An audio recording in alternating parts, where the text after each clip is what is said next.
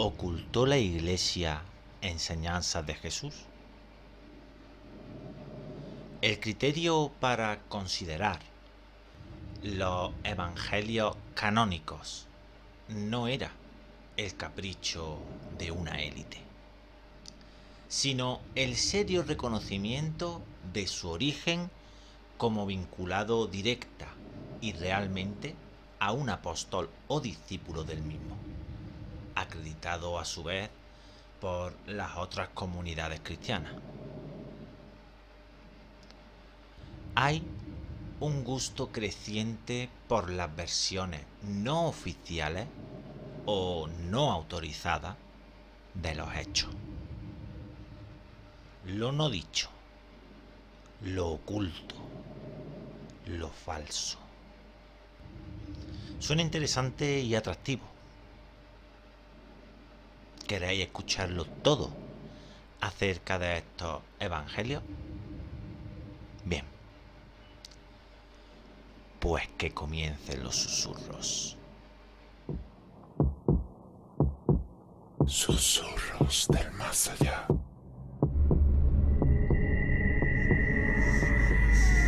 Espíritus. Brujería. Otros mundos. Lo sobrenatural.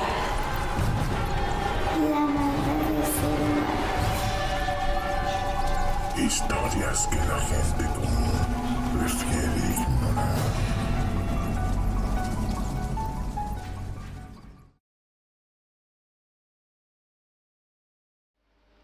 Las teorías sobre conspiraciones fascinan. La información pseudohistórica abunda en Internet. Lo misterioso y extraño tiene mayor público que los buenos libros de historia. Y en los últimos años ha resurgido un gran interés por los documentos antiguos y especialmente evangelios apócrifos. Interés motivado en buena medida por el deseo de hallar en ellos misteriosas verdades que las iglesias habrían ocultado por miedo a que sea descubierta la verdad sobre Jesús, o que la iglesia se derrumbe en sus creencias. El tema de los evangelios apócrifos está rodeado de mitos y prejuicios que muchos dan por veraces sin tener siquiera noticia acerca de los propios apócrifos. Todavía se suelen confundir en muchos artículos periodísticos los manuscritos encontrados en Qumran, que son en mayoría de la secta judía de los esenios. Se confunden con los evangelios apócrifos. Sin embargo, nada tiene que ver Qumran con los evangelios gnósticos de Nag Hammadi. Otros, como Brian Weiss, afirman que el Concilio de Nicea sustrajo ciertos textos sobre la reencarnación, o que se erigieron evangelios y se desecharon otros. Sin embargo, la fe judeocristiana jamás creyó en la reencarnación, y el Concilio de Nicea no eligió evangelio.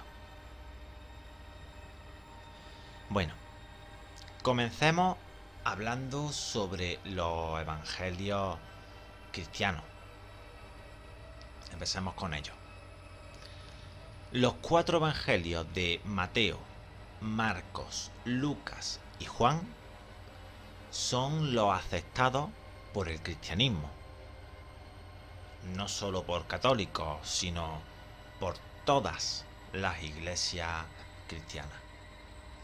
desde comienzos del siglo II, ya como citar las revelaciones que se hicieron, y se les llama canónicos. Se denomina apócrifos, a veces peyorativamente, a los considerados como ajenos a la tradición cristiana. El término apócrifo, del griego oculto o secreto, fue usado por los mismos autores de estos textos ocultos, dando así a entender su carácter esotérico, reservado a una élite de iniciados en su misteriosa doctrina. No se les llamó ocultos por estar escondidos, sino por su origen esotérico. Y luego se hizo costumbre identificar apócrifo con no canónico, no inspirado, falso, etc. Los 4 evangelios canónicos, que son regla de fe para los cristianos y son considerados como inspirados, fueron escritos durante la segunda mitad del siglo I. Estos escritos pertenecen a las comunidades cristianas de los primeros testigos. Tienen un origen apostólico y eran de uso generalizado en los primeros siglos de la era cristiana. No fueron cambiados ni corregidos, y esto lo sabemos porque se dispone de gran cantidad de copias y traducciones hechas en la antigüedad. También se poseen escritos de autores de los primeros siglos que citan y comentan estos textos, lo cual nos permite comparar y ver la fidelidad en la transmisión hasta nuestros días. No sería posible ocultar algo que fue dado a conocer desde el principio.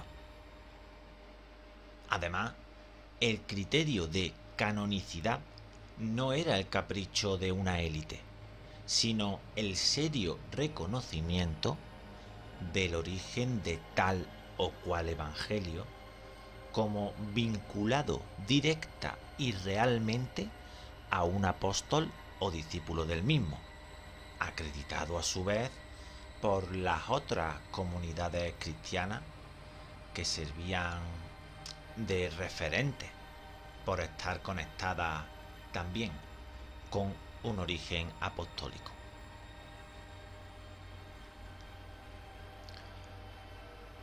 En el Concilio de Trento, siglo XVI, se define dogmáticamente el canon actual de la Biblia, pero ya desde el siglo IV hay elencos completos de libros canónicos. Concilio de Cartago del 397 y el decreto gelasiano del Sínodo de Roma del 383. Es el primer documento romano autorizado con la lista completa del canon. Ya a finales del siglo II, Irineo de Lyon defiende la canonicidad de los 4 evangelios canónicos frente a las sectas gnósticas. Por lo tanto, en los comienzos mismos de la Iglesia, los 4 evangelios canónicos y las cartas de San Pablo eran considerados como auténticamente inspirados y con autoridad apostólica. Por otra parte, en la época del canon muratoriano, que data aproximadamente del 109 después de Cristo, da conocimiento de los 4 evangelios como canónicos y la exclusión de textos gnósticos, que era un proceso que se encontraba ya sustancialmente completo.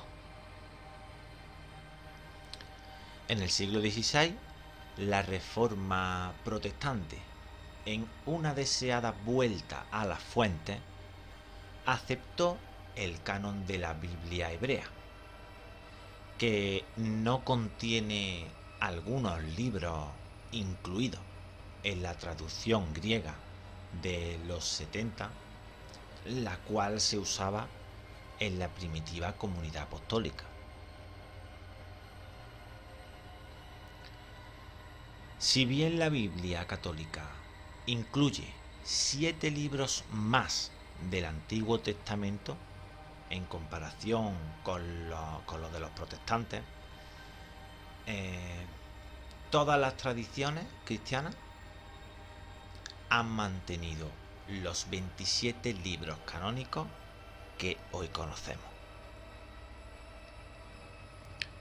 Claramente, los textos gnósticos, por no ser cristianos, nunca formaron parte de la lista de libros revelados y auténticos entre los cristianos de todos los tiempos.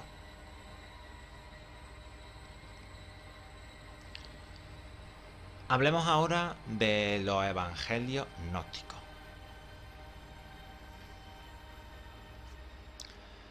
Existen otros textos escritos entre finales del siglo II y comienzos del siglo V que se autodenominaron evangelios y que tienen por autores a miembros de distintas sectas gnósticas de la antigüedad y de otros grupos pseudocristianos, autores que aparecen con el nombre de apóstoles o de personajes evangélicos, aunque sin conexión histórica con los mismos, como Tomás, Pedro, María Magdalena, Santiago, Felipe, Andrés, Judas, Bernabé, etc. Usaban el nombre de un apóstol para darle mayor autoridad a esos textos tardíos y no tenían ninguna relación con las comunidades apostólicas. Es decir, el verdadero autor de un apócrifo determinado elige figurar con el nombre de un apóstol que en realidad vivió siglos antes. Estos textos, como no podía ser de otro modo, fueron rechazados por las comunidades cristianas desde sus comienzos, ya que no sólo presentaban a un Jesús moldeado según la fantasía de la doctrina gnóstica y esotérica, sino que sus contenidos eran irreconciliables con lo transmitido oralmente y por escrito por los testigos de las primeras comunidades cristianas. Apenas unos pocos escritos apócrifos judeocristianos, algunos contaminados de gnosticismo, influyeron en la liturgia, en historias populares y en el arte, pero nunca entraron en el canon. Aunque se les llame ocultos, apócrifos, no están escondidos en ninguna parte, ya que se pueden adquirir desde hace ya varios años en cualquier librería que tenga textos religiosos. Son de conocimiento público, estudiados por historiadores de las religiones y teólogos. Y los originales tampoco se hallan en algún lugar secreto del Vaticano, ¿no? Como suele escucharse por ahí, sino que están en diferentes museos. El Evangelio apócrifo de Tomás, por poner un ejemplo, que es un texto posterior al año 150, se encuentra en el Museo de El Cairo, en Egipto, desde su hallazgo en 1945. Estos textos nunca serán aceptados por el cristianismo, sencillamente porque son extraños a su historia e identidad, a sus raíces y fuentes. La mayoría de ellos nos muestra a un Jesús reinventado por las sectas gnósticas y esotéricas que mezclaban doctrinas de religiones orientales con la fe de la iglesia primitiva, con elementos de la literatura apocalíptica judía, apócrifa, con la filosofía pitagórica, con el neoplatonismo y con los mitos egipcios. Sencillamente no son evangelios cristianos, aunque se llamen evangelios, ni tienen por autor a ningún apóstol o sucesor directo del mismo. No. El hallazgo de un evangelio apócrifo gnóstico interesa para conocer el gnosticismo antiguo, pero no afecta a la fe cristiana.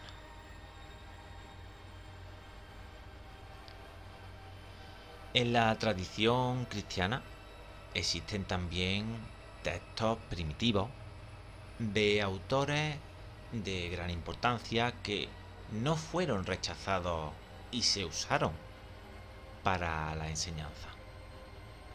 Sin embargo, no entraron en el canon y son poco conocidos. Muchos de ellos nos muestran interesantes datos sobre el cristianismo primitivo, sus celebraciones, sus creencias y enseñanzas, y no por ello se los integró al canon de la Biblia, ni tampoco se los escondió en ningún lado. La Didacle, la enseñanza de los apóstoles, Pastor de Hermas, Carta de Bernabé, Primera Clemente, 96 después de Cristo, etcétera, etcétera, etcétera. Los evangelistas no quisieron escribir una biografía de Jesús. No fue esta su intención. Ellos entregaban a sus comunidades la verdad del acontecimiento de Jesucristo como fundamento de su fe, el testimonio de lo vivido y la enseñanza concerniente a la salvación. Su objetivo no fue hacer un documental, sino testimoniar y transmitir lo recibido fielmente. La misma fe les obligaba a la más estricta fidelidad a los hechos. Incluso llegaron a morir por ella. Con razón decía Pascal: creo de buen grado las historias cuyos testigos se dejan degollar. Pero, ¿acaso hubo una conspiración de 2000 años?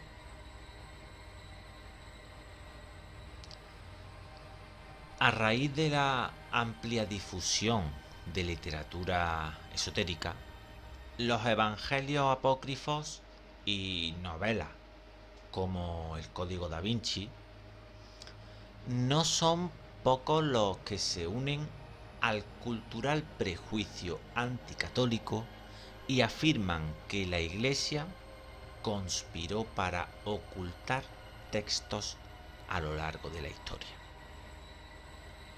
Pero con un poco de sentido común, vemos que todos los cristianos, un quinto de la humanidad, tanto católicos como ortodoxos, el protestantismo histórico, anglicanos, bautistas, metodistas, evangélicos y pentecostales, coinciden en los 4 evangelios canónicos del Nuevo Testamento como fuentes fieles de revelación en la divinidad de Cristo, en la resurrección y en la mayoría de las verdades fundamentales de la fe cristiana, transmitidas por los apóstoles y sus sucesores.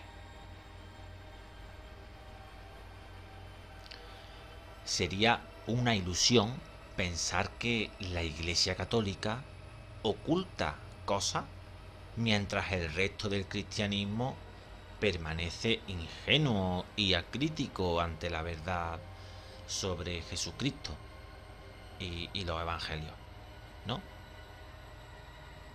Esto obligaría a pensar en una conspiración de todo el cristianismo mundial a lo largo de 2000 años.